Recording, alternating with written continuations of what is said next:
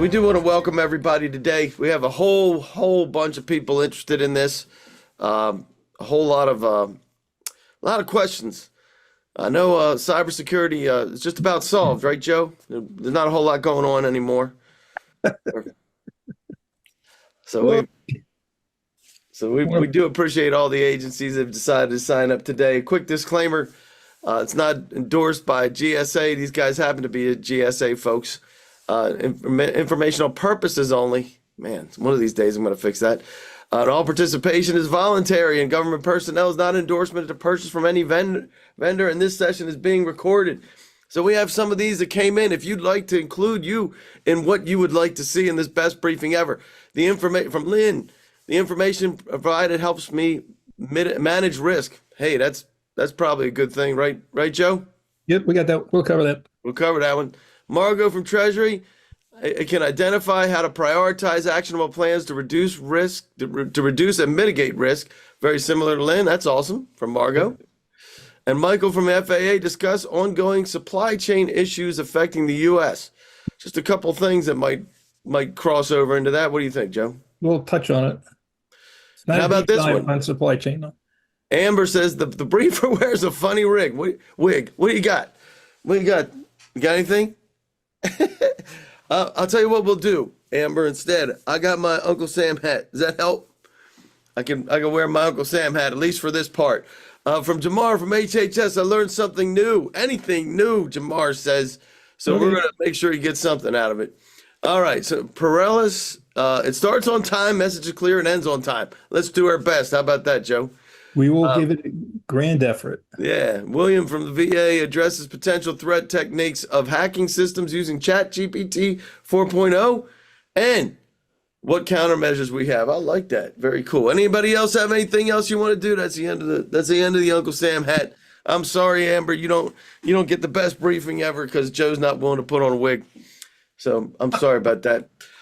So we do have a please address the President's National Security Memorandum on critical infrastructure, security, and resilience. As a matter of fact, that's what we're going to be talking about, right, Joe? Yes. And is the government using LLM AI, such as ChatGPT 4.0, as a component of intrusion and data? I don't know what that word is. Exfiltration countermeasures, and how so? Do you know anything about that, Joe? I'm not going to comment on that, although I do know it's under study within our federal government agencies, but I don't know if anybody's using any yet. All right. Were there any credible threats, or is this just being proactive? You will find out. Absolutely. Today. How does the federal government plan on making all federal agencies adhere to the EO 13636 and 13800, etc.? All right, just for the grins of it, 13636 goes back to the year 2013, and 13800 goes back to 2017. Those are continuing executive orders upgrading directives for improving our critical infrastructures for cybersecurity, et cetera. It's a continuation. NSM-22 is a follow-through asking for a standard approach to risk assessments to prioritize mitigation programs and where you, as agencies, apply your budgets. So, but I will not be speaking specifically to either of those executive orders. Okay. How is critical infrastructure reviewed for resilience? You will find out today. We will find out. That's what Joe says. Appreciate that. I'll give you an introduction to Joe here, as well as Divine. They're the ones that are the host of this event. We're going to talk about what NSM-22 is, what critical infrastructure sectors are, what do we know, and can we make it through, Joe? Can we get through this? I hope so. I hope so too. And we're all I'm depending on everyone to do that. Okay. That's right, because we do want to follow this one, which is we're all trained risk managers. We should be. Would you agree? And models for assessing risk and assessing risk impacts. And it's really all about the internet and your data. We'll have additional things popping in here as we go. We'll pop these, but right now, here's the presentation. You can download the presentation, and we'll get the rest of these popped in for the session docs. You will receive those in a little bit. All right. So tell us a little bit about Divine, Matthew Sweet. Absolutely. Well, first of all, I want to thank everybody for joining us today. We know you're very busy, and just let you know it really is appreciated. So, Divine Integration, we are an SBA approved 8A IT professional services company. We've been in business since 2003, so we're no fly by night. We specialize in Salesforce and other low code, no code solutions such as MuleSoft and ServiceNow. We also do Microsoft custom development, cloud solutions, cybersecurity, mostly in the governance and policy fields, and enterprise service development or delivery, focusing on architecture and IT roadmaps to help your organization get to where it needs to be. So our major goal at Divine is to positively impact lives one interaction at a time. And we do so by providing excellent service with grace to our customers. And again, thank you for your time. If you need anything, let me know. Fantastic. Appreciate you, Matt. Thank you. And our guest speaker today is Joe Norton. You can look all down the right-hand side. I can't talk about all that. We'll never get through here, Joe, if I give all of your accolades and everything that you've done. Just know that Joe has been involved as a special advisor and risk and cybersecurity in multiple aspects, right? You've been doing this across the board. There's a Not reason just in why the I'm US gray-haired and bald. What's that? There's a reason why I'm gray-haired and bald. And you've done this not just in the US, but other places too, right? Throughout Europe. Throughout Europe as well. So I'll let everybody else read the accolades. We love the participation. If you would like to be involved, we do want the dialogue. We'd love to have you participate. You can raise your hand and you can pop it in the Q&A. And if you have anything that you'd like to do, you can do the chat, you can do the questions and the Q&A and raising your hand. If you have something that you don't want everybody else and their mother to see, shoot that to Matt Sweet at divine.com or give him a shout. And we're going to get at it. I cannot wait to hear what you're all about today. And so do you believe that the government agencies are cyber secure? Let's see what we got here, Joe. Yes, no, or you don't know. Okay. And you're going to tell us the right answer to this. Is that right, Joe? Me? I have no idea. I'm going to give everyone the tools to try and help figure it out. All right, I'll tell you that. All right, Joe. So while they're filling this in, how do we start this conversation? And this happens to be a picture of yours. So for those of you who did not know Joe is a photographer and just wanted to learn something, I remember there's a couple people that just want to learn anything. This is the best briefing ever for you because Joe is, this is one of the most incredible shots I've ever seen. And you took this picture? Of course I did. That is awesome. Yeah, this one was up in Alaska. Anyway, and as a sideline, when I have nothing better to do, I'm an avid wildlife photographer. Raptors, big things to chase, other things to eat, etc. So how do you start a conversation about critical infrastructure, security, resilience, and national risk management? And well, it's sort of like dropping out of the sky and looking every which way. And where do we go? Where do we turn first, etc. So I'm going to pop this in here, but I'm going to let you see this poll as well. You ready? Go ahead. 67% say no, 17% say yes, and 17% don't know. There you go. Oh, no. Oh, no. Oh, no. Oh, no. We have work to do. We do. All right, there you go. So a lead into NSM-22 is I just thought I'd just throw up on the screen at least that there's a number of factors that go into lead to NSM-22, right? So just for background, in the update to the National Intelligence Strategy, goal number 6, in this increasingly complex environment, risk is assumed by one is effectively assumed by all. So whatever risk, cybersecurity risk we have in any one area of our government, our agencies, our military, or in our other critical infrastructure sectors, which we'll look at, it's not isolated to one particular place, okay? And resilience also includes defending the nation's economic security and prosperity. And as an intelligence strategy, it's about ensuring that everyone in the intelligence community is providing us the information and the continued ability to accomplish what your mission may be and sustain a focus on our most important long-term threats in the face of the inevitable. Now, when we think about risk across the board, it's not just cybersecurity. It's health and safety and pandemics and cybersecurity and climate and terrorist attacks, et cetera. So specifically, recently released is the National Security Memorandum on Critical Infrastructure Security and Resilience. All right. And our critical infrastructure comprises the physical and virtual assets and all systems vital to our nation and our capacity to be disrupted, incapacitate, disrupt, debilitate, impact national security, economic security, public health and safety. Your systems are diverse and complex. This is direct from the memorandum. The United States is in the midst of a generational investment in national infrastructure. Now, specific to the question that was raised earlier about how does our federal government help you address executive orders going back to 2013 for critical infrastructure modernization, et cetera, it's through funding and prioritization. And where do you put that? And the follow through with NSM-22 today, in the face of so many risks that we face around the world coming at us every day, is about understanding those risks, not just to your agencies or your cybersecurity, but also in our civilian sectors, our critical infrastructure for the health and well-being of our nation. Okay.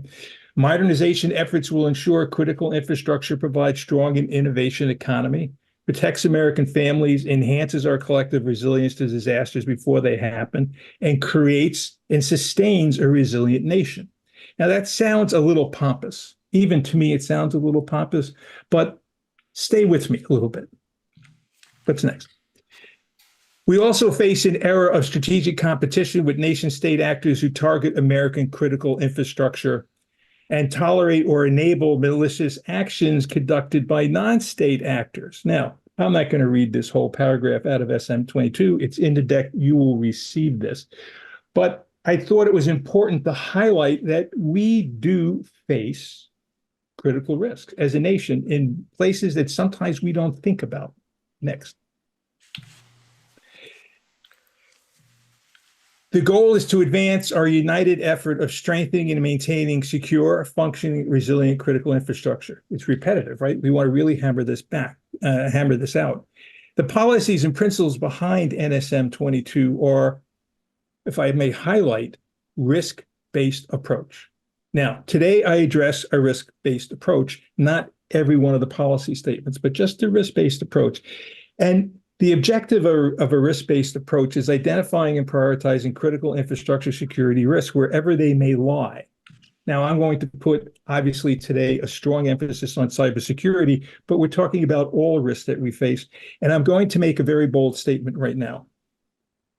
No matter where the risk comes from, state actors, non-state actors, hacktivists, criminals, espionage, corporate espionage, climate change, whatever it may be, all risks today are cyber risks. All risks today are cyber risks because all of our businesses, our lives, our operations, our deliverable items to our clients, whether they be the citizens of the United States or other clients, are all delivered through information systems. Next. So the policy statement is risk-based approach, advancing blah, blah, blah, prioritization national efforts based on risk assessments, which must consider all threats, hazards, likelihoods, vulnerabilities, and consequences. Okay, keep that in mind. Next. Identify and prioritize security and resiliency based on risk and implement a coordinated national approach. This is a little boring, I get it, but I wanted to put it up here on the screen before we get to the meat of it. And for the purposes of risk, it's the potential for unwanted outcomes. Risk refers to the potential of unwanted outcomes as determined by likelihood and consequences. Now, I'm going to put a slide up shortly about that we're all risk managers, and it's going to seem like, what? I'm a risk manager? Likelihood of unwanted outcome and the potential consequences. Next. So the approach for identifying nationally significant risk, no matter what the risk is, whether you've been in commercial business before, government agencies, military, whatever, the methodology is very simple. Identify, assess, prioritize, mitigate, and monitor. Identify what are your risks, assess them for unwanted outcomes, prioritize what will you do with them, which are the highest, which are the lowest, which ones could you ignore because they're low probability, et cetera. Mitigate, build risk plans, fund your investments, change things, and monitor to make sure that they're not happening to you when you don't want them to. That may have a debilitating impact on our national security. Okay. Most important in NSM-22 and taking a national risk management approach today to critical infrastructure is understanding systemic and cross-sector risk. I mentioned earlier that you're not standing alone. Whether you're an individual employee of an agency, or you're a manager or a director, or you're a senior executive leader, when you look at risk, it's not just risk to you or your business segment or your agency. We're so intertwined in all of our critical information systems today that risk that occurs in one place, or a risk event that impacts you, has the potential to cascade and impact everyone else around you. It's recognizing that our critical infrastructure has grown increasingly independent and interconnected due to modern economy, including digitization and electrification. Now, that's an old language term, electrification, but it means that we're all connected. And as such, risk to individual sectors can quickly cascade and require coordination and action to understand and mitigate that risk. So, how do we get there? Oops, sorry. You want to ask that poll? Go to the poll. All right, let's do it. We're going to the poll. We're going to the poll. Are you engaged with your agency's cybersecurity risk management and mitigation plan? Yes? No? I don't know who runs this thing, or we actually have a plan? And no, we're not going to let anybody know. If you pick the button, there you go. I knew somebody had to have the permission to be able to click that. Okay. But there's truth to this, right? Right, Joe? Because, and your point, I love where you're headed with this point. I could see where you're going. Well, oftentimes in my career, I've been in the trenches. I've come up through the ranks. I've been on the commercial side. I've been in the military, industrial, defense side of the business. I've been on commercial businesses. I've been a management consultant to government agencies for probably about 20 to 25% of my career. Risk management programs and assessments go on, and usually you find out that they're in a vacuum and only the top leadership sees it. And yet every one of us, every one of you here today, every one of us, we are on the front lines of security all around our agency. Every day you are engaged in security. Yet you may not have visibility to how your leadership looks at risk inside your business. All right. Anyway, I'm going to give them another 3, 2, 1. Wallflowers. Last chance. All right. Here we go. Check this out. I like this. 67% are engaged. 27% are not. 3% don't know who runs it, and 3% don't know that they even have a plan. well, that's good. Love the honesty, though. Those are good numbers. Those are not bad. Those are good numbers. I like those. Let's move on. All right. We get past the boring part. So the critical infrastructure sectors and the sector risk management agencies who are the lead. So when we look at the sectors, chemical, commercial facilities, communications, critical manufacturing, dams, defense, industrial base, energy services, financial services, food, agriculture, government services and facilities, health and public welfare, information technology, nuclear reactors, material and waste and transportation systems.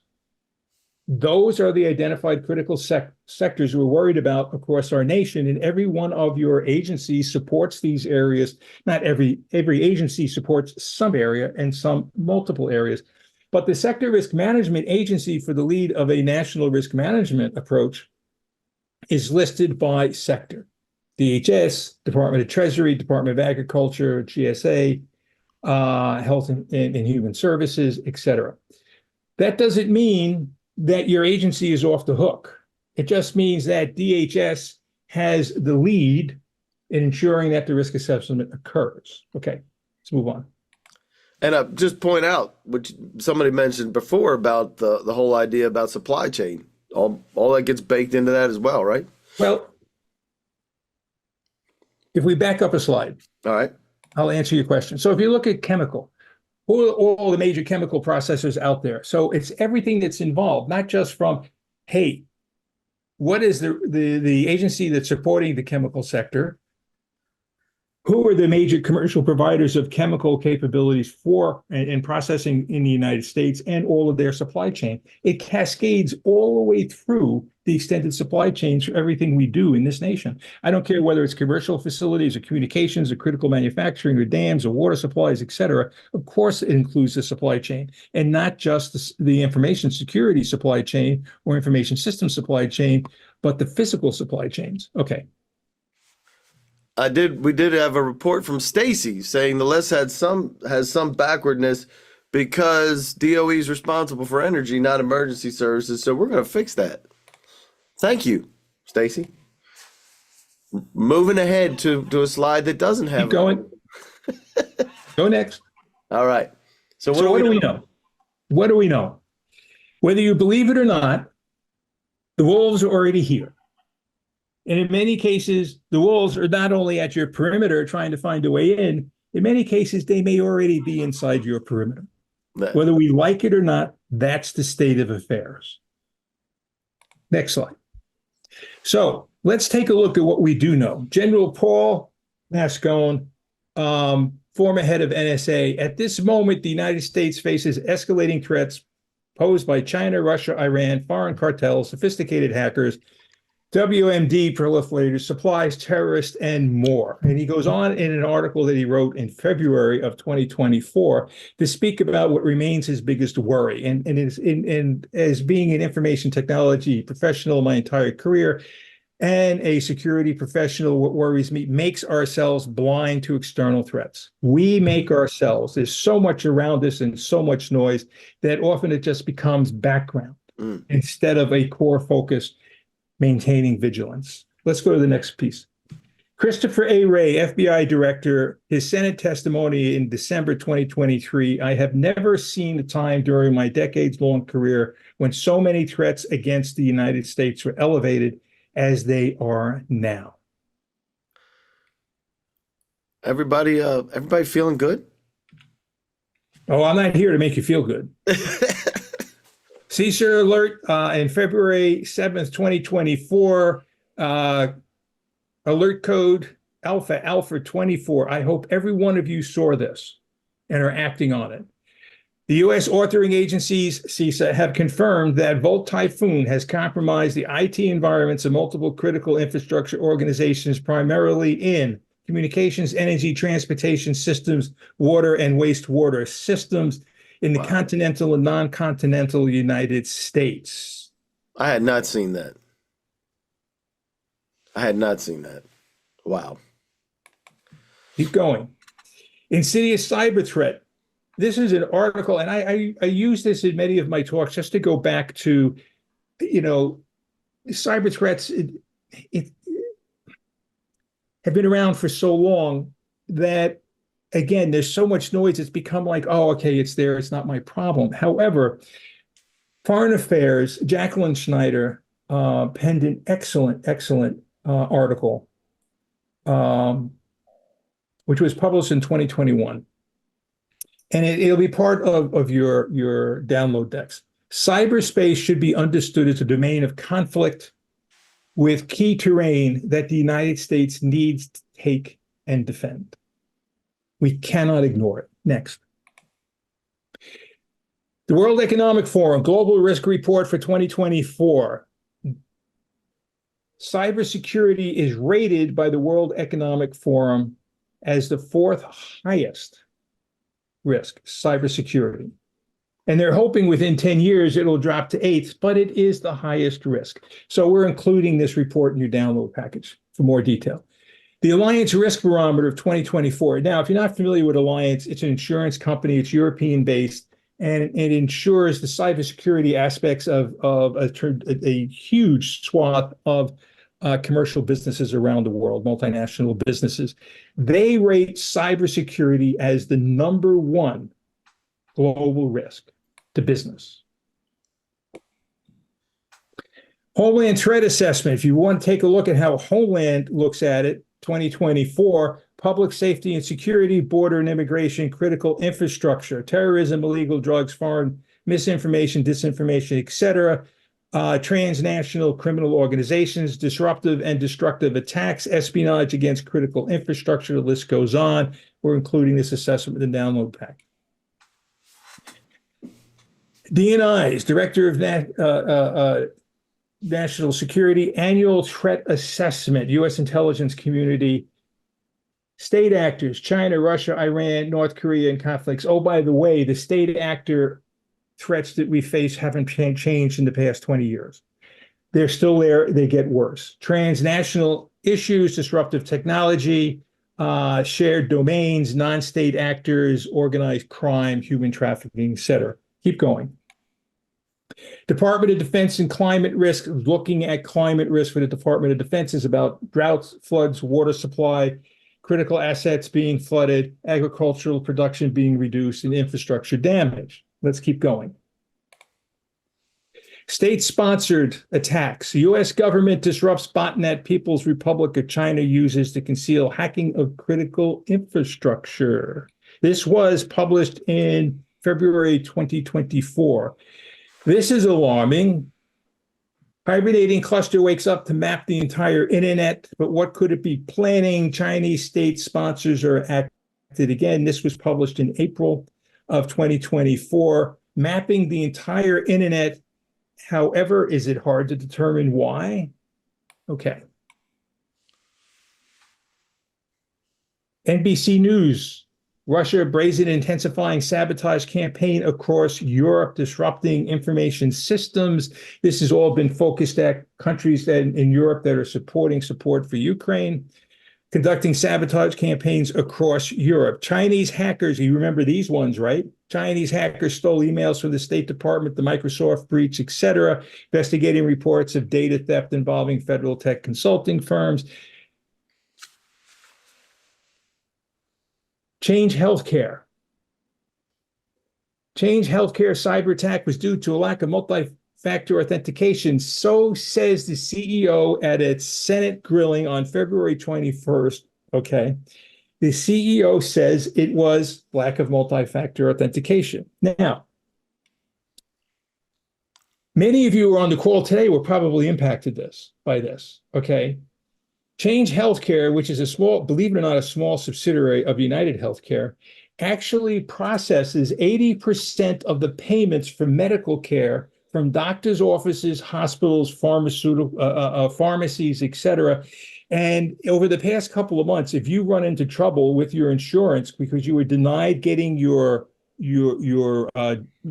pharmacy prescriptions fulfilled at, say, Walgreens or CVS, it was because that Change Healthcare was frozen out. They were ransomware. They were hacked, ransomware. They locked them out completely. And for over 8 weeks, Change Healthcare could not process one transaction. It infected every one of us. They took out billions of dollars, $6 billion worth of bonds to help fund doctors' offices because they were going broke because of this, to keep it going. And the reality was it was so simple. The hack occurred because of a lack of a password on a server buried in the infrastructure of Change Healthcare. Stunning impacts. Go ahead. Ascension Healthcare. This just occurred on May 10th. Ascension Healthcare is one of the largest hospital chains in the United States. They had to shut down operations in 19 states. 140 hospitals were taken offline by a ransomware attack. Next. Now, some really strange stuff, and I'll just throw this in for grins. Solar storm crashes the GPS system. If you're in the Midwest of the United States, the recent solar storms where everyone else was out there taking pictures of the auroras because we could do it in the middle of the United States, the solar storm disrupted the GPS system. And all of our large scale and small scale farmers and all of their tractors use GPS mapping and equipments on their tractors to keep straight furrows and do their planting and get the maximum outputs from their fields for corn and soybean and whatever they may be planting. The solar storm crashed GPS, so nobody could plant. So all of the plantings in the Midwest United States are going to be about 2.5 weeks late. Amazing. Impacts where they come from. Next, Dell confirms hacked 49 million customers. This is May 10th. Keep going. And this is just scratching the surface. And do you remember SolarWinds? Do you remember the MOVEit cyber attacks, et cetera? Let's keep going. All right, I beat it to death. So now my question is, can you survive? This is where we get interesting today. Can your agency survive a significant shutdown? This is not a poll. You don't have to answer. I just want you to think about this. If you were attacked, could you survive a significant shutdown for one day of your business operations, for 7 days, for 14 days, for 21 days, for more? Cyber risk is one of the few risks which businesses faces which can have the potential to bring you to a complete standstill. Now, these are questions I ask every one of my clients when they ask me to do a risk assessment. Next. You are all risk managers. Every one of us on the planet, from the day we were born, we are becoming trained risk managers. You may not realize it, but you are. As babies, our parents first protect us from harm. As children, we begin the lifelong process. I'm sure every one of you have heard this before. Look both ways before crossing the street. Don't go anywhere with strangers. Do not stand under or next to trees in a lightning storm. Dress warmly in inclement weather. Just a small sample. These are threats to our individual well-being. Now, one of the surprises that I've had throughout my career is that as soon as my staffs, wherever I went, all the companies I've served or been a consultant to, I go inside a company, and as soon as we get there, as individuals, we look at each other and say, hey, not my problem. That threat is not my problem. Someone else is going to take care of it. Well, I got news for you. Today's cyber interconnectedness, you're all impacted and you're all risk managers. It only takes one of us making a mistake. One mistake cascades and it flies everywhere today. Look, just one click in an email and one click in, or just filling information in that you shouldn't fill in, all that stuff. It only takes one. That's all it does. Anyway, our personal lives is no different from practicing risk. Acknowledge that the risk exists, determine the probability, understand and assess the impact, rank or score, and implement the risk action to mitigate it. It's a very simple methodology. It hasn't changed since Noah built the ark. Next. So the risk world has gone from governance, risk, and compliance models to enterprise risk management to integrated risk management, et cetera. Whatever models that are out there in business or in your agency that use, they all work. They're all pretty similar.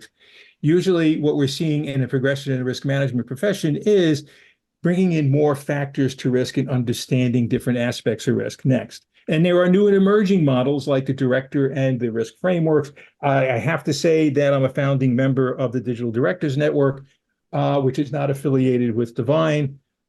Systemic risk is the threat that component failure in a complex system will cascade and jeopardize the much larger risk areas. So newer models for risk look at regulation, data, architecture, risk communications in the event of a risk event, emerging technology, cybersecurity, third-party risk, supply chain risk, operations of IT.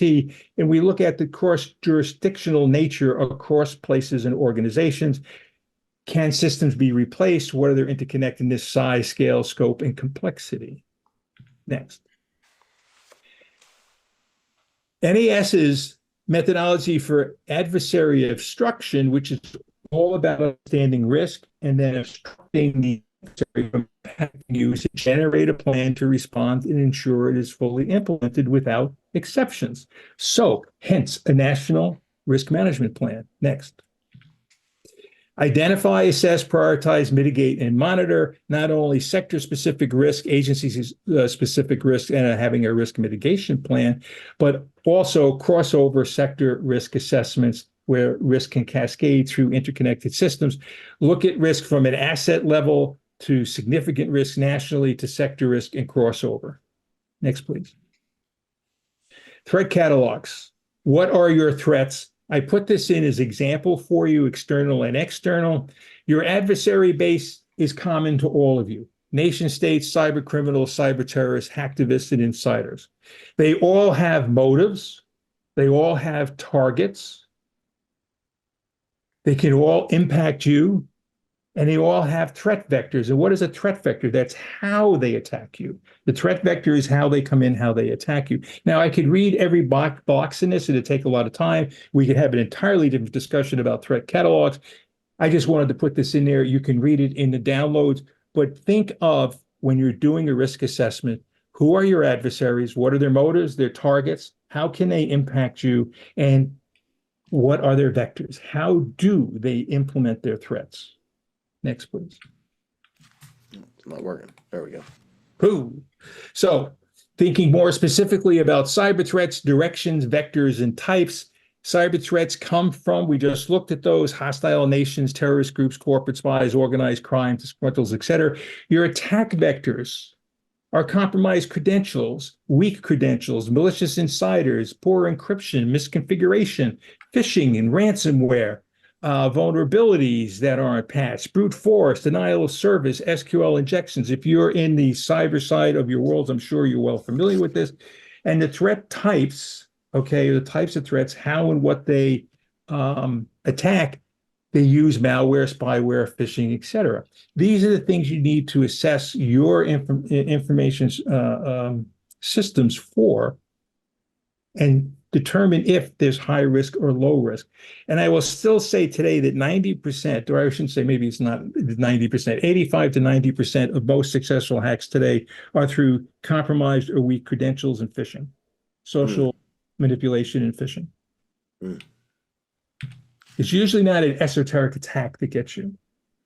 So when we think about the elements of your risk assessments, the National Risk Management Plan calls for identifying your risk items, the impacts, and the likelihood. If you want to make that a little bit more robust, think of risk items, impact, likelihood, the specific vulnerability identification, where that threat will come and attack, and speed of onset. And most importantly today is, and to me, is understanding speed of onset. And what does that really mean? Speed of onset is how fast it can hit you, how fast it can spread.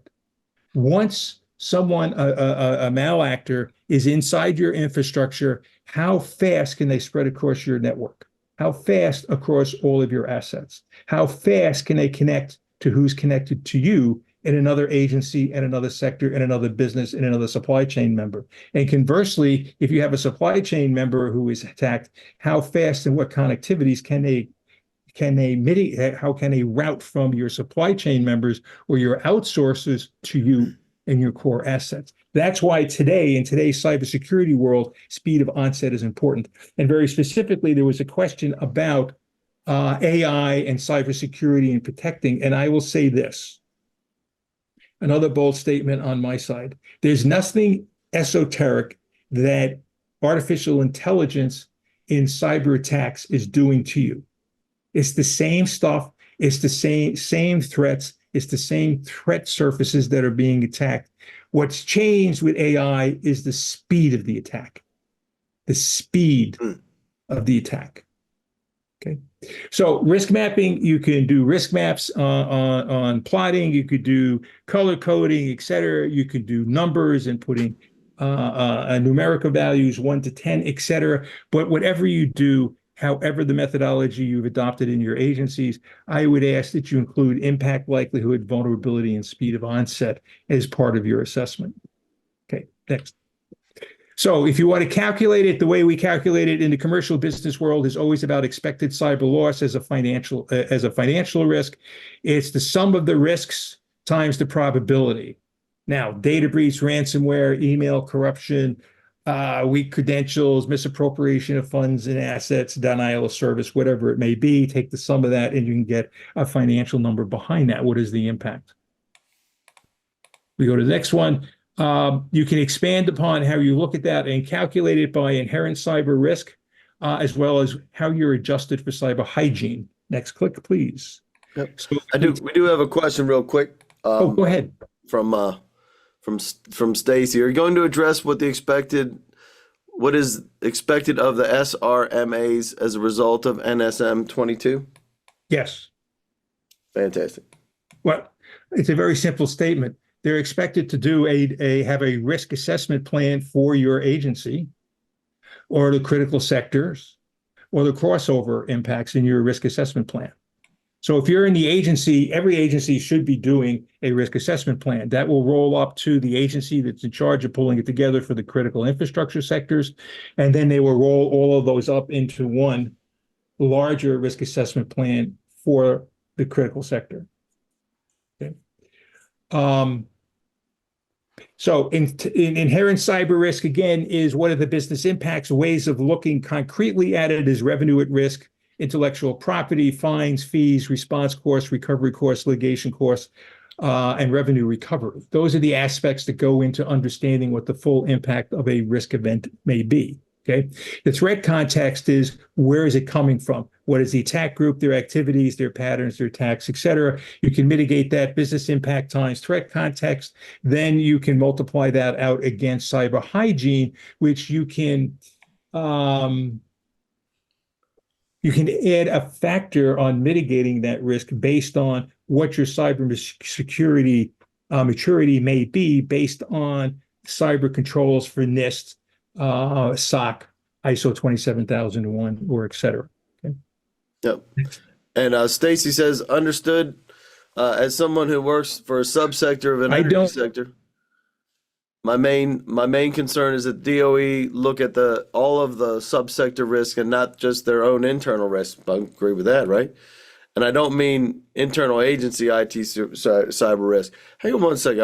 I'll tell you what. Let's get through this part, and we'll pop Stacy open, and we can dive down in exactly what she wants to talk about. How about that? That good? Did you freeze? Hey, Joe's frozen. We're gonna do that. I promise. Joe's gonna figure out that he's locked up.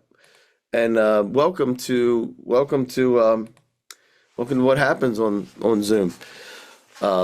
Here he comes. He's coming back. I knew he would be. I'm out in the wilderness, guys, on a satellite link, so forgive me for that. Yeah. Stacy, what I would just started to say is, could you give me a little bit more context? We're gonna pop her open in just a minute, and Okay. just let's get through this because we're just about done, and I want to make sure we get right into what Stacy wants.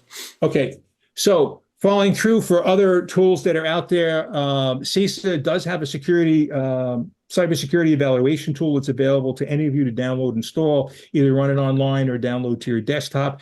Next slide, please. It actually focuses more on assessing your practices, your frameworks, and your maturity models. It does not. I actually have it on my laptop. I've run some exercises with it. It doesn't do financial calculations of expected financial loss, but it does get into the cybersecurity maturity models. Okay. Risk. It's really all about the internet and your data. I've been stunned throughout my career about the ignorance we've had in strategic planning in the very beginnings of the internet. And yes, there's a yin, there's a yang to it. There's tremendous benefits with the internet and the World Wide Web, but there's also enables tremendous risk. Next slide, please. And the law of unintended consequences is very specific to the internet and the World Wide Web. It enables the low cost or the lowest cost, okay, for hacktivists, vigilantism, organized cybercrime, and warfare. It's that simple.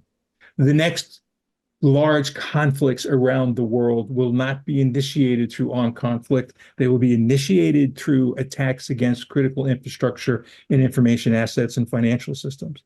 And organized cybercrime is big business. And it's not going to go away until we make it more difficult for them to make money at a low cost. That's so true. Hey, Stacy, you there? I am. Can you hear me okay? We can Yeah, hear go you. ahead, Stacy. We know Yeah, you're with so- DOE.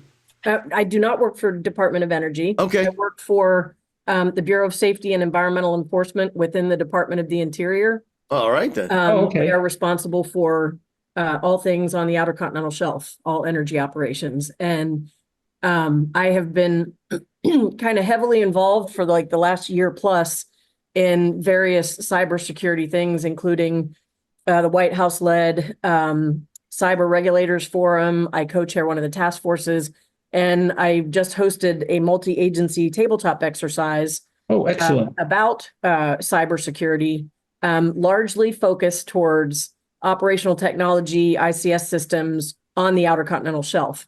Okay. And, I've, and DOE, I've been a little bit of a thorn in their side. And I've been, really pushing hard that when, with the requirements of this NSM-22, with DOE having to take a look at their sector, that they make sure that they are addressing the risks posed by the various other energy subsectors. I've been assured that they are going to, but this is more than just internal risk. We have an IT department that focuses internally to our bureau. My office focuses very specifically externally to the sector that we regulate, and that's offshore. So that's the only reason I'm bringing all this stuff up. I don't mean to get us off track, but just want to make sure that my solid understanding, having read the NSM-22, is that it's more than just what DOE and the SRMAs have going on internal and identifying their own risk, but they have to be looking more broadly at their subsectors as well. So I agree in your reading with NSM-22. And even if the NSM-22 didn't exist, I would agree with you. Okay. Yep. At the larger side, at the macro view, or the larger view, the macro view, more exclusive, somebody's pulling together across multiple sectors. Mm-hmm. And then under that, every little component or area, whether it's an agency or it's a commercial business in a sector or their supply chain members, et cetera, everybody should be cascading up their risk assessment plans and mitigation plans. Right. And the identification of their vulnerabilities and their risks. So they should be rolling it up the chain from the lowest level or fourth level supply chain member all the way up the chain to a company, to a regulatory body, and then up to your SMRAs, so that it becomes all inclusive for a cohesive view of where the risk lies and what can be done about it. And when it's done right, and I'm going to say when it's done right, I don't want to be so absolutist. Let me say, if we do a better job at this, of rolling it up, the patterns of risk become readily apparent. Mm-hmm. So if you've got, let's say you got 40 specific entities involved in an area rolling up their risks, and maybe for you, for offshore energy, look at everything that you touch, and everybody rolls their stuff up to you. You could look at the patterns of the highest risks, the highest rated risks, which you're looking for, obviously, and you already know this, is the high probability, high impact risk, et cetera, so on and so forth. If you look at that pattern should emerge. Mm-hmm. And if you see that pattern emerge, that's where you get a voice to say, hey, this is where we should be mitigating, and everybody should be mitigating in the same way. Yep, right? Absolutely. And if you're rolling that up with that type of background and data to support what you're doing, okay, up to the SMRAs, then it becomes a larger view of those patterns. And then back to the question that somebody asked about, 13686 and so on and so forth. It's about prioritizing where your funding goes to mitigate those risks and strengthen the infrastructure, the cybersecurity infrastructure for us, for all of us, right? Mm-hmm. So that's the way I think about this thing. And everything you just said to me about what you're doing, I applaud that you're doing that. That is fantastic to hear. Okay. Thank you. What are you running into that you need help with? Well, We are actually, I will tell you that the White House Office of the National Cyber Director is actually very supportive of the kind of steps that we are taking as a bureau. The one thing that we are talking about a lot across the board is our organization really we're the regulator, right? We have to make sure that operators on the Outer Continental Shelf are staying in compliance with our regs. However, we have no legal authority as it relates to cybersecurity. Congress gave that legal authority to the United States Coast Guard via the Maritime Transportation Security Act, which is why they were a very key player in the tabletop that I hosted at the end of April. So we are currently working through this concept of, and this is also with the White House, the Cyber Regulators Forum, this concept of regulatory harmonization to make sure that that we're doing our jobs as the regulator within our regulatory capacity, but also addressing risks. And what I will say, and I apologize to everyone here that I'm sort of, I don't mean to monopolize anything. Go ahead. I'm just very passionate about this. What I would tell you about risk on the Outer Continental Shelf, it's absolutely not created equal, right? Because there are some 1,400 facilities in the Gulf of Mexico region alone, and some of them are old enough that they have no connectivity whatsoever. And there are other, some of the operators have the time, money, and resources, and they are well vested, and they have a strong cybersecurity posture.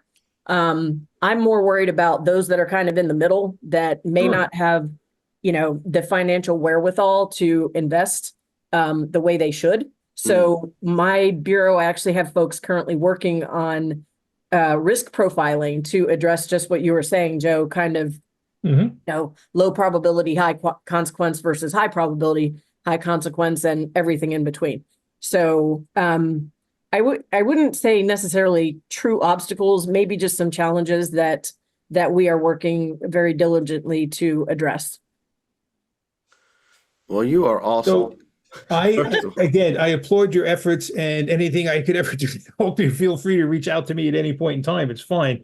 I think in the deck, my personal email will be there. Anybody who's here today can always reach out to me independently on an email directly to me.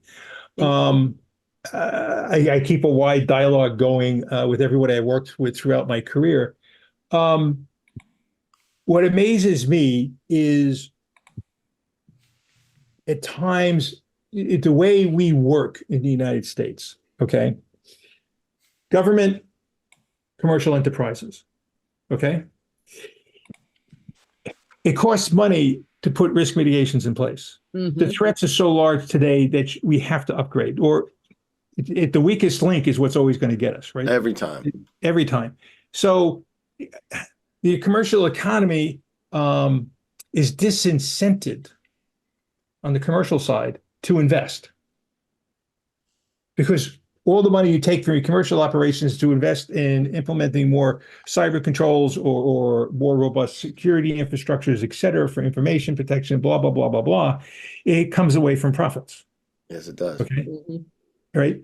And self-interest is not evident out there, which is why the regulatory side, paying real attention to these things and understanding the risks, putting the data behind it that can't be argued with, to say, hey, here it is.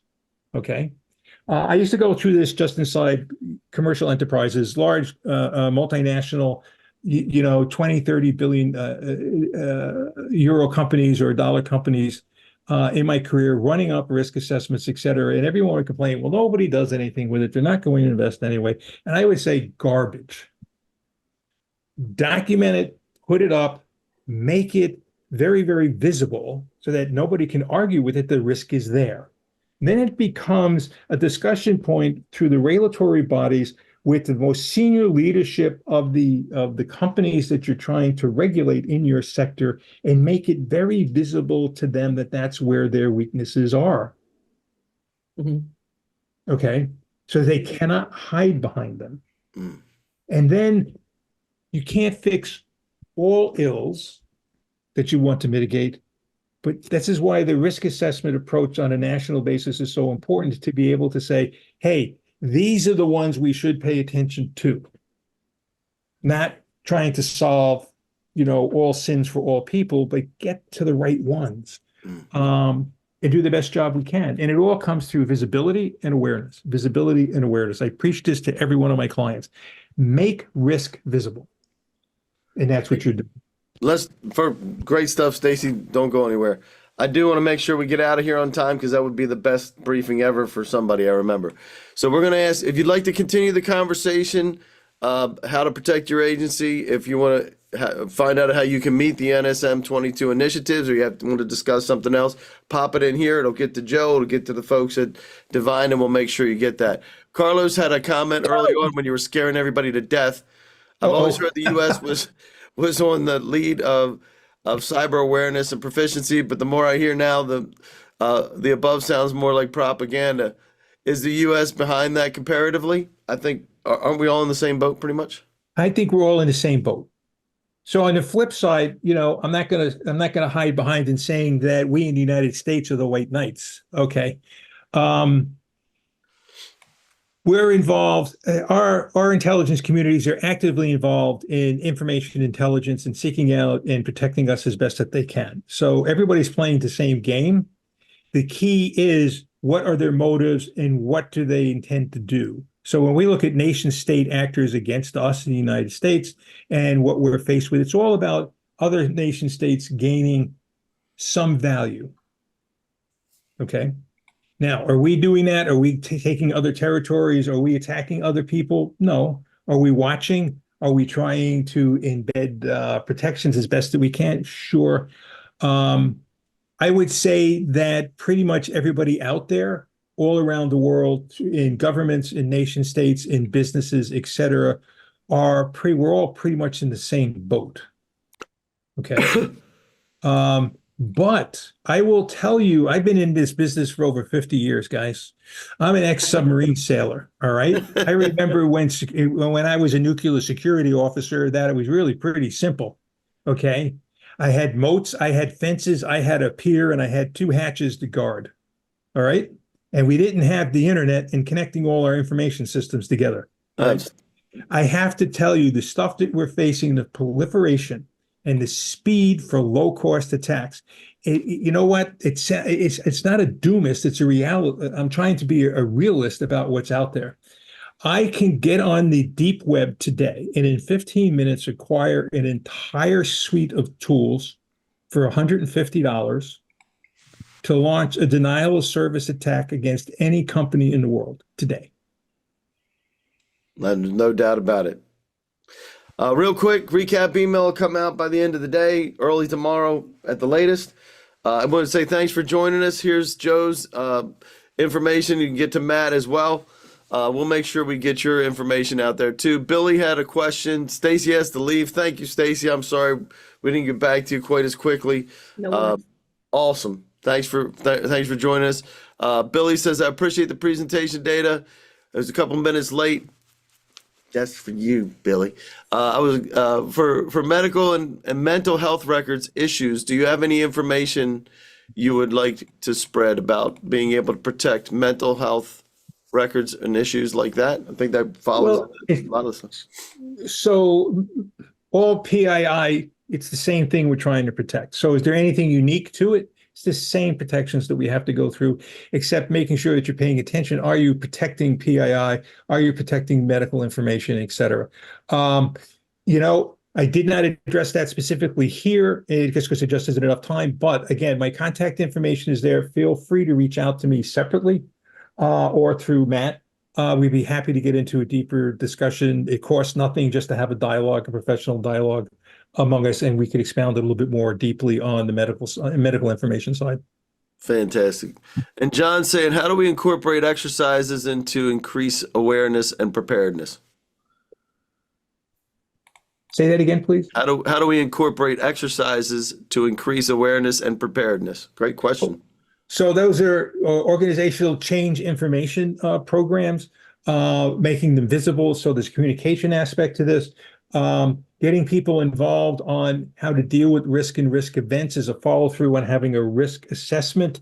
Then you have a risk strategy. And then, as Stacy mentioned, doing tabletop exercises with the key players within your agencies or your sectors. There's a number of things that you can do to increase awareness. That's great. I think Stacy laid it out exactly right. She had it. I was really impressed with what Stacy was doing. Very good. We're going to get you guys out of here. We appreciate you joining us, and appreciate you sticking around for a minute or two to answer those last questions. Anybody got any last minute things? You can reach out to Matt, and he will make sure he gets that to Joe. And I'm going to shut down this poll in 4, 3, 2, 1, and boom. So for everybody that responded on that, you will get a message from Matt, and we'll get you cooking. Cool. Excellent. Thank you everyone for being here Thank today. you. Thank you, everyone. Awesome. Great stuff.